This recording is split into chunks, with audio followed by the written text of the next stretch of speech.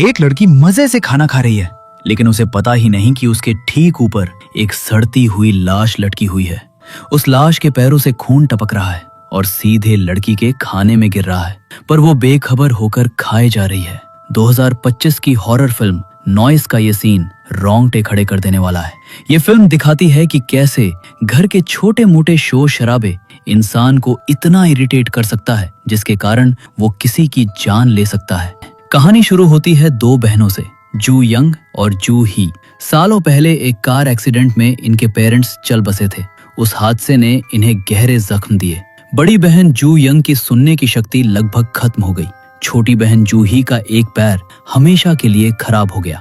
दोनों ने शहर के एक अपार्टमेंट में कमरा नंबर 604 किराए पर लिया। जू यंग दिन रात मेहनत करके अपनी छोटी बहन का ख्याल रखती थी, लेकिन उन्हें क्या पता था कि यहाँ उनका सामना एक बुरे सपने से होने वाला है। अपार्टमेंट में शिफ्ट होने के बाद जूही को छत से अजीब अजीब आवाजें सुनाई देने लगी। उसे लगा कि ऊपर वाले पड़ोसी जानबूझकर उसे परेशान करने के लिए शोर कर रहे हैं।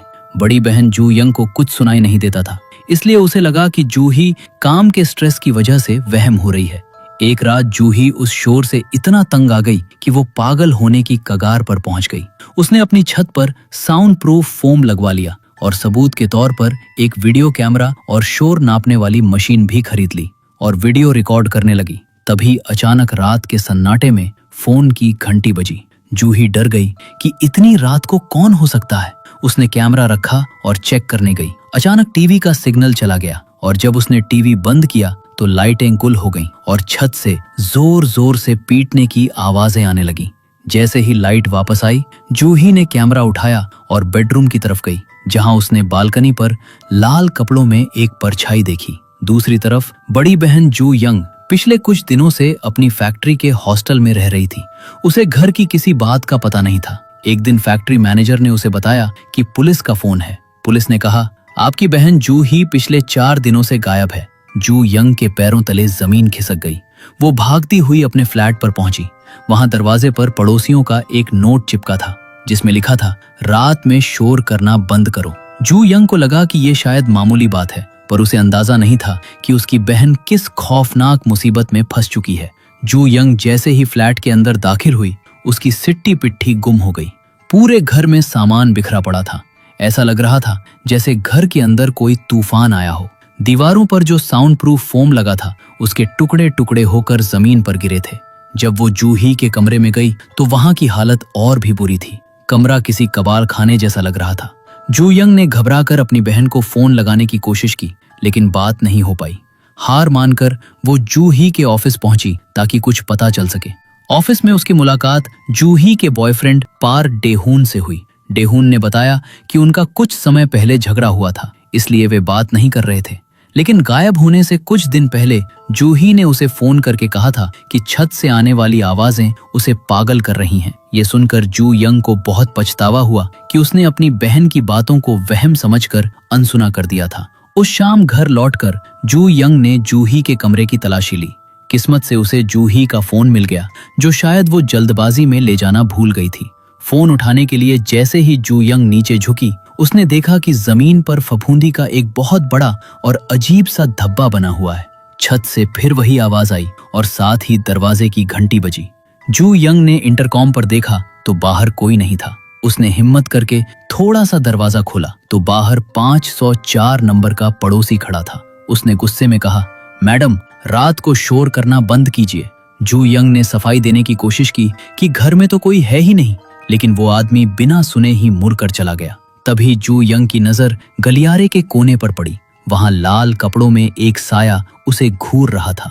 डर के मारे उसने तुरंत दरवाजा बंद कर लिया और अपनी बहन का फोन अनलॉक करने की कोशिश करने लगी।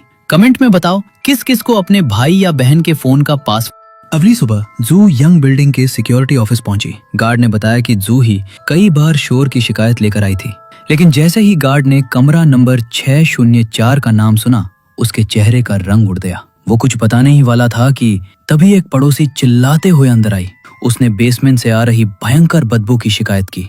गार्ड ने बताया कि लोग सालों से वहां कचरा फेंक रहे हैं, खिड़कियों से कूड़ा अंदर डाल देते हैं, जिसकी वजह से वहां अब कोई नहीं जाता।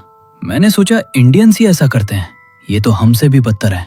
सोसाइटी की हालत खराब थी क्योंकि मकान मालिक सफाई का पैसा नहीं देना चाहते थे।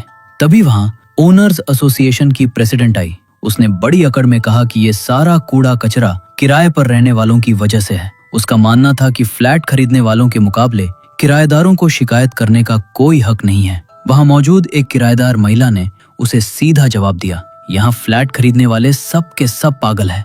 जू यंग कमरा नंबर 604 के बारे में और पूछना चाहती थी, पर मालकिन ने बात काट दी, जैसे वो कोई गहरा राज छिपा रही हो। अगले दिन जू यंग ने ऑफिस से लंबी छुट्टी ले ली।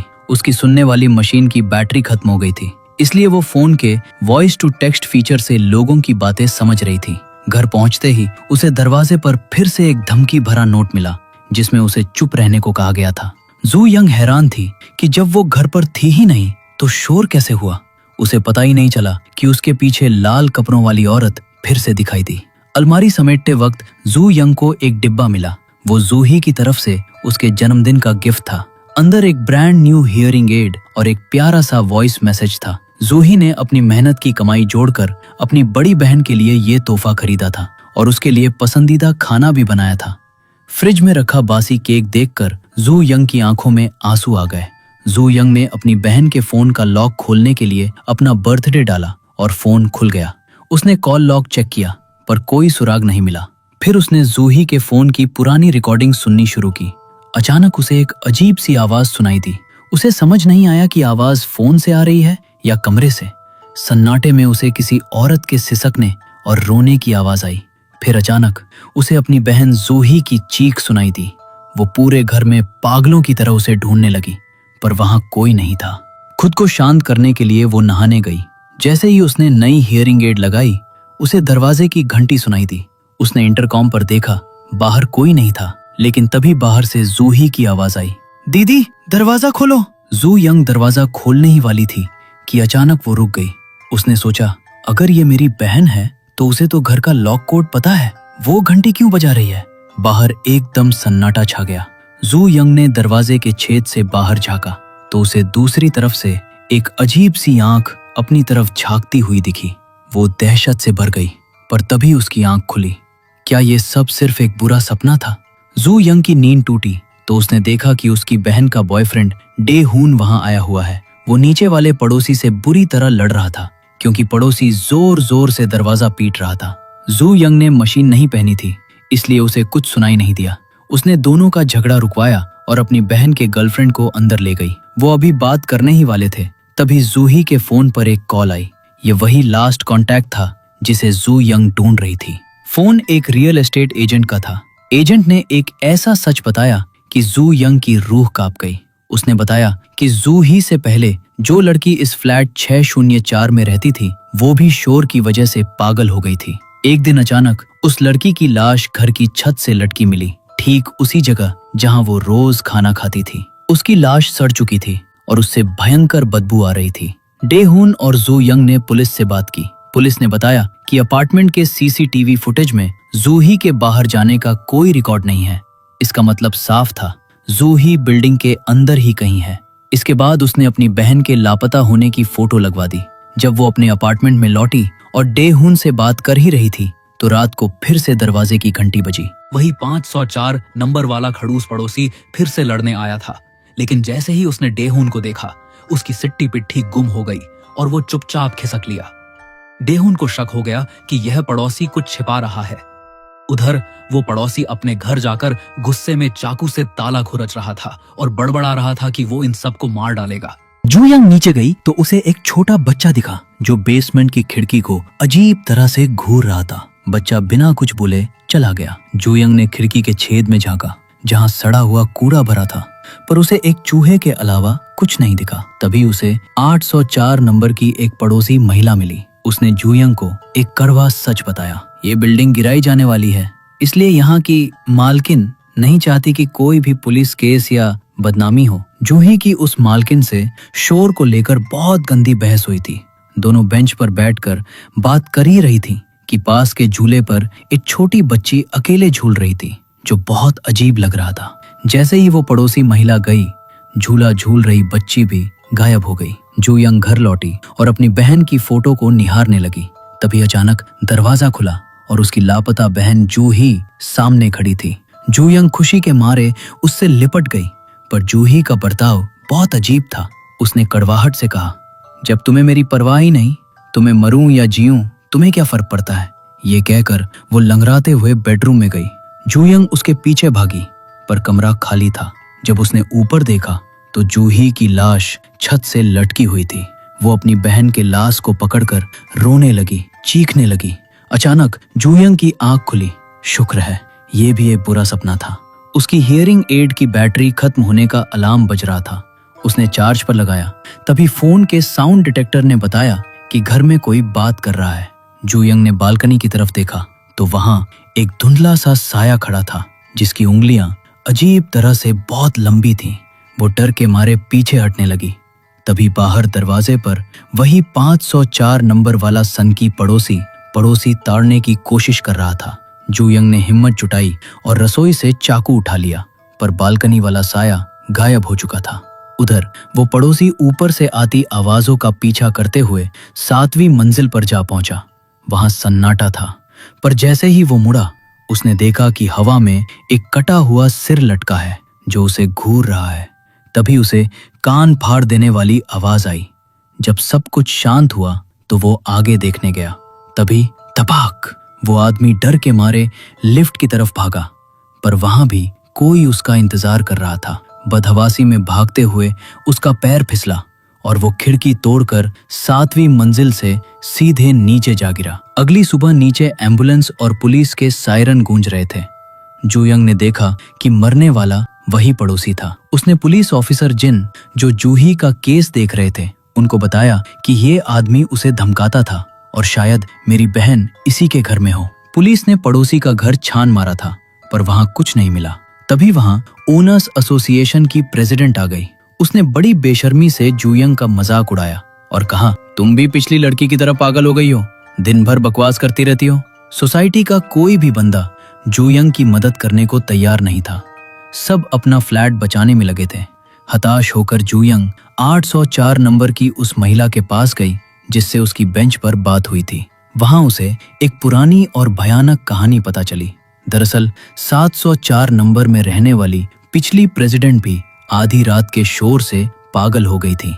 उन्हें लगता था कि ऊपर वाली महिला की बेटी जानबूझकर शोर करती है। एक दिन प्रेसिडेंट का सब्र टूट गया और उन्होंने गुस्से में कराही से छत को पीटना शुरू कर दिया। उनके शोर से नीचे 604 नंबर में रहने वाला एक आदमी इतना भड़क गया कि वो हथौड़ा लेकर ऊपर गया और उन महिला को जान से मार दिया। मरते वक्त वो महिला मदद के लिए दीवारें पीटती रहीं, पर पड़ोसियों ने सोचा कि ये उनके पागलपन का एक और नाटक है और किसी ने दरवाजा नहीं खोला। सोसाइटी की मालकिन ने इस मर्डर की खबर को दबा दिया ताकि बिल्डिंग को गिराने और नई बिल्डिंग बनाने के सरकारी काम में कोई अड़चन न आए। जब जूयंग आधी रात को अपने घर लौटी तो उसने दरवाजे पर सफेद कागज का एक टुकड़ा देखा। उस पर कोई शब्द नहीं थे, जो और भी डरावना लग रहा था। जैसे ही उसने कागज फाड़ा, उसके होश उड़ गए।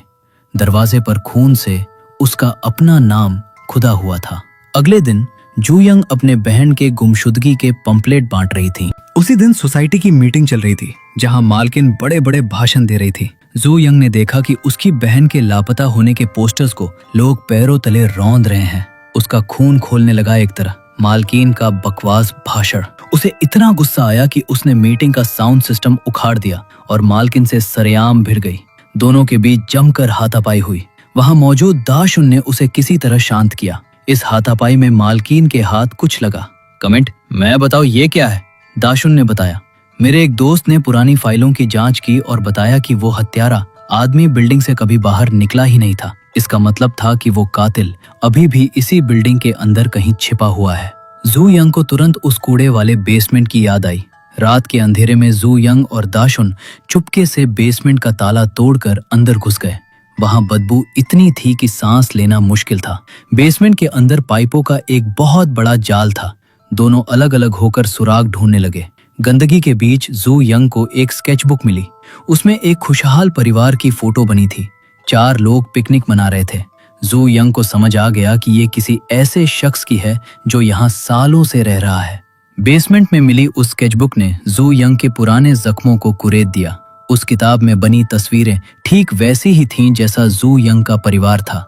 असल में सालों पहले हुई उस कार दुर्घटना की वजह जू यंग ही थी। वो अपने पिता से स्टीयरिंग व्हील छीनने की कोशिश कर रही थी, जिसकी वजह से एक्सीडेंट हुआ और उसके माँ बाप मर गए। जू यंग को लगा कि जैसे कोई उसे चिढ़ा रहा हो कि ये सब तेरी गलती है, पर जैसे ही उसने पलक झपकाई, स्केचबुक के पन्ने खाली हो गए। ये सब उसके दिमाग का खेल था या कोई साया? दूसरी तरफ डे हून को एक लाश मिली जिसके कपड़े ठीक उस पुराने कातिल जैसे थे। तभी हवा में वही अजीब और कान फाड़ देने वाली आवाज गूंजी। जू यंग जब डे हून के पास पहुंची तो उसने देखा कि वो बुत बना खड़ा है और कुछ बड़बड़ा रहा है। जैसे ही जू यंग ने वहां से भागने की कोशिश की, डे हून को जैसे किसी ने हिप्नोटाइज कर लिया हो। उसने अचानक जू यंग का गला दबोच लिया। जू यंग ने जान बचाने के लिए पास पड़ी एक ईंट उसके सिर पर दे मारी और इस पल का फायदा उठाते हुए वो टूटी खिड़की से बाहर निकलने की कोशिश करने लगी कि डे हून ने उसका पैर पकड़ लिया। वो दर्द से तड़प रही थी कि ऐन मौके पर वही खड़ूस मालकिन वहां आ गई और जू यंग की जान बच गई। जब जू यंग की आंख खुली तो वो सोसाइटी के ऑफिस में थी। उसके पास वही छोटा लड़का बैठा था जिसे उसने पहले बेसमेंट के पास देखा था। जू यंग ने उसे आवाज दी पर उसने कोई जवाब नहीं दिया। तभी मालकिन वहां आई और उसने एक चौंकाने वाला सच बताया। वो लड़का उसका अपना बेटा है और वो सुन नहीं सकता, इसलिए वो हियरिंग एड भी नहीं पहनता। जू यंग ने बातों बातों में 804 नंबर वाली पड़ोसन की बेटी का जिक्र किया तो मालकिन ने उसे और भी डरा दिया। उसने कहा, वहां तो कोई बेटी रहती ही नहीं, वो औरत तो बिल्कुल अकेली है। यानी जू यंग ने जो बच्ची और लड़की देखी थी वो इंसान थे ही नहीं। तभी अचानक वो छोटा लड़का जू यंग की तरफ झपटा और उसके कान से हियरिंग एड खींच लिया। जू यंग को तब एहसास हुआ कि उसके कान से खून बह रहा है। उस बच्चे ने साइन लैंग्वेज में जू यंग को एक खौफनाक चेतावनी दी। तुमने वो आवाज सुन ली है जो तुम्हें नहीं सुननी चाहिए थी, अब और सुनना तुम्हारी जान ले लेगा। उस गूंगे बच्चे ने जू यंग को चेतावनी दी कि वापस तहखाने में मत जाना। थोड़ी देर में पुलिस आई और वहां से 2 लाशें बाहर निकाली गईं। डे हून की लाश देखकर जू यंग फूट फूट कर रोने लगी। उसे पछतावा हो रहा था कि उसकी वजह से डे हून की जान गई। जू यंग चिल्लाती रही कि वहां एक लोहे का दरवाजा है और उसकी बहन वहीं है, पर पुलिस को वहां कोई दरवाजा नहीं मिला। उन्हें लगा कि जू यंग पागल हो गई है। जू यंग समझ गई कि पुलिस मदद नहीं करेगी। वो दोबारा अकेले उस अंधेरे बेसमेंट में उतर गई। वहां उसे अपनी बहन जू ही का टूटा हुआ कैमरा मिला। जैसे ही उसने फोन से सिंक हुए वीडियो देखे, उसके पैरों तले जमीन खिसक गई। वीडियो में दिखा कि जू ही आवाज का पीछा करते हुए 804 नंबर वाले फ्लैट में घुस गई थी। वहां वो 804 वाली महिला पागलों की तरह अपनी बेटी की फोटो से बातें कर रही थी और उसके कमरे में शोर मचाने वाली दर्जनों मशीनें चल रही थी। जू यंग ने हिम्मत जुटाई और बेसमेंट के एक गुप्त कमरे में अपनी अधमरी बहन जूही को ढूंढ निकाला। वो उसे लेकर भागने ही वाली थी कि वही 804 नंबर वाली औरत हथौड़ा लेकर सामने आ खड़ी हुई। जू यंग अपनी बहन को एक कोने में छिपाकर उस औरत से भिड़ गई। उस औरत ने एक ऐसा सच बताया जिसे सुनकर रोंगटे खड़े हो गए। उसने बताया कि पुरानी मालकिन की वजह से उसकी बेटी की एक्सीडेंट में जान चली गई थी। बदला लेने के लिए उस औरत ने जानबूझकर अपने घर में मशीनों से इतना शोर किया कि नीचे 604 नंबर वाला आदमी पागल हो जाए। उसी शोर से परेशान होकर उस आदमी ने पुरानी मालकिन पर हमला किया था, पर वो मरी नहीं। उन्हें आखिरी मौत की नींद इसी 804 वाली औरत ने सुलाया था। वो औरत पूरी तरह सनकी हो चुकी थी। वो नहीं चाहती थी कि बिल्डिंग टूटे, क्योंकि उसे लगता था कि उसकी बेटी की आत्मा वहीं भटक रही है। उस औरत ने बिल्डिंग को एक हॉन्टेड हाउस में इसलिए बदल दिया था ताकि कोई वहां ना आए और वो अपनी मरी हुई बेटी की यादों के साथ वहीं रह सके। अब चूंकि उसने जू यंग को अपने सारे राज बता दिए थे, तो जाहिर था कि वो उसे जिंदा छोड़ने वाली नहीं थी। पागल औरत हथौड़ा लेकर जू यंग पर टूट पड़ी। बेचारी जू यंग उसके सामने कमजोर पड़ रही थी। जैसे ही वो औरत आखिरी वार करने वाली थी, तभी एक खौफनाक चमत्कार हुआ। छत से उल्टा लटका हुआ लाल रंग का एक साया प्रकट हुआ। ये उसी पुरानी मालकिन की रूह थी जिसे इस औरत ने बेरहमी से मारा था। अपना बदला लेने के लिए वो वापस आ गई थी और उस भूतनी ने उस पर हमला कर दिया। जू यंग को मौका मिल गया। वो अपनी बहन को लेकर वहां से भागी और लोहे का भारी दरवाजा बाहर से बंद कर दिया। अंदर वो औरत जान बचाने के लिए चीखती रही, पर जू यंग ने मुड़कर नहीं देखा। उस औरत की मौत के साथ ही वो डरावना साया भी गायब हो गया। कुछ समय बीत गया, सब लगा कि नॉर्मल हो गया है। 704 नंबर फ्लैट में एक नई किराएदार लड़की आई। वो जूयंग से मिलने पहुंची। जूयंग ने मुस्कुराकर अपनी छोटी बहन जूही से उसका परिचय कराया, लेकिन उस नई लड़की के चेहरे पर हवाइयां उड़ने लगी, क्योंकि उसे वहां कोई दिखाई नहीं दे रहा था। मतलब जूही अब इस दुनिया में नहीं थी, सिर्फ जूयंग को दिख रही थी। उस लड़की ने डरते हुए कहा, दीदी, मुझे रोज रात को ऊपर से अजीब आवाजें आती हैं। ये सुनते ही जूयंग ने अपने होठों पर उंगली रखी और उसे चुप रहने का इशारा किया।